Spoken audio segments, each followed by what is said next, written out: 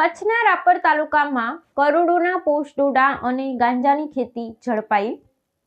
કરોડોના મુદ્દામાલ સાથે 3 શખ્સોની અટકાયત કરાઈ। કચ્છ જિલ્લાના રાપર તાલુકામાં ગેરકાયદેસર માદક પદાર્થોની ખેતીનો પર્દાફાશ થયો છે। ભુજ સીમા સુરક્ષા વિભાગની વિજાણુ ગુના નિવારણ શાખાની ટુકડીએ બાતમીના આધારે રાપરના ભીમાસર ગામની સીમમાં ઓચિંતો દરોડો પાડી અને ગેરકાયદેસર રીતે કરવામાં આવેલું પોસ્ટ ડોડા અને ગાંજાનું વાવેતર શોધી કાઢવામાં મોટી સફળતા મેળવી છે।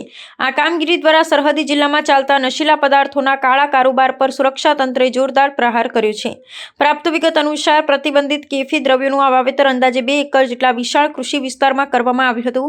પોલીસ દ્વારા હાથ ધરવામાં આવેલી આ કાર્યવાહીમાં કરોડો રૂપિયાની અંદાજિત કિંમતનો મુદ્દામાલ જપ્ત કરવામાં આવ્યો છે। આ ગંભીર ગુનામાં સીધી રીતે સંડોવાયેલા 3 શખ્સોની અટકાયત કરવામાં આવી છે, જેઓ ખેતીની આડમાં પ્રતિબંધિત પાકોનું ઉત્પાદન કરી રહ્યા હોવાનું પ્રાથમિક તપાસમાં બહાર આવ્યું છે। આ ઘટનાથી સમગ્ર પંથકમાં ભારે ચકચાર મચી ગઈ છે અને આટલા મોટા પાયે થતી ગેરકાયદે ખેતી અંગે અનેક તર્ક વિતર્ક સર્જાયા છે।